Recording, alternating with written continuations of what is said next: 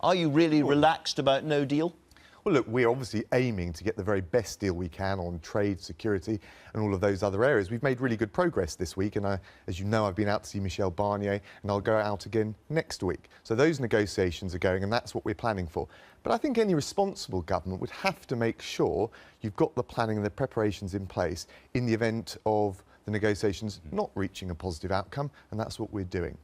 So a lot of people watching will be thinking, well, what does that mean? Can I just show you, first of all, a graph produced by the IMF about the effect of a WTO rules exit, or no deal, as it were, on different European economies? Here it is.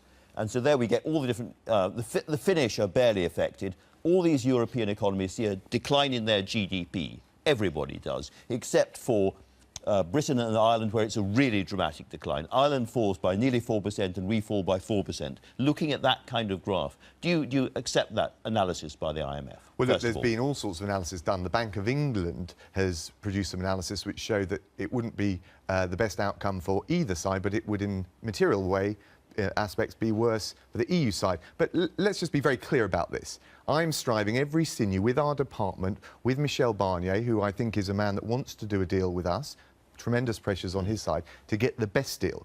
But we've got to, I think it's the responsible thing to do, to be prepared if those negotiations and the energy and the ambition, the pragmatism we're showing are not reciprocated. So that's the responsible thing to do, whether it's the allocation of money, preparation of our treaty relations, we're hiring extra border staff, and I think people need to know that actually we're ready so that Britain can thrive whatever happens. So that's what I want to ask you about. Can I ask about the situation, for instance, of the 300,000 British citizens living at the moment in Spain? The week after a no-deal situation, what would be their legal position? Well, look, as I said to you before, we've got the position in place with the EU, and actually on the withdrawal agreement, which deals with the rights of EU nationals here, UK expats abroad. We've come to an agreement on all of that. Now, but the withdrawal agreement falls under these circumstances. It does, but actually there's quite a lot of preparation and planning that's been in place. We've got clear options. We will not do anything which will create insecurity, and we'll do everything we can to mitigate the potential disruption. And what we're going to be doing over the summer, which is, I think, new, and over the following months, is releasing a series of technical notices, which for both businesses, but also some of the citizens, including those that you've mentioned, be very clear about what they should do and what we're doing on their behalf. Because if I'm a British pensioner living in the south of Spain, for instance, at the moment, and wondering and worrying about what might happen in these circumstances, I read from the European Commission this week there would be no specific arrangement in place for EU citizens in the UK or for UK citizens in the EU, and I think that sounds very worrying. Well, what is my, legal and political position? Well, I think that's a rather irresponsible thing to be coming from the other side. We ought to be trying to reassure citizens on the continent and also Why here. Is it irresponsible? Well, I think they're trying to, in lots of different ways. And of course, neither the Commission nor the EU as a whole speaks with one voice, but there's obviously an attempt to try and ramp up the pressure, and that's fine. Forgive me if I don't keep a laser-like focus on the substance. Now, can I just give you the three things that we've done this week, which are positive? Because the deal I'm going to come back to no deal in a second. We should do. But let's keep at the forefront what we wish to achieve, what we're striving to achieve. Two bits of legislation on trade and customs went through the House of Commons this week amidst all the din. I've been out to see Michel Barnier to take stock. We've got 80% of the withdrawal agreement settled now. So that's good progress. And I'm going back out on Thursday because on the future relationship in our white paper, we've got a principled, ambitious, pragmatic plan. And actually, they've got questions on it. And I'm sure you'll want to pick up on some of those. I've got lots of things to talk about there. But actually, if it's reciprocated, the energy that we're going to bring to these negotiations, the ambition and the pragmatism, we get a deal done in October. If.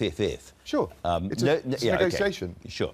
But that's why I'm sticking with no deal, because for a lot of people that does seem a perfectly possible thing, as I said at the front of the programme, in front of our noses. What about all those citizens of other European countries who are living amongst us now, working in hospitals, working in schools, working in businesses, driving vans and so forth, our neighbours all amongst us now?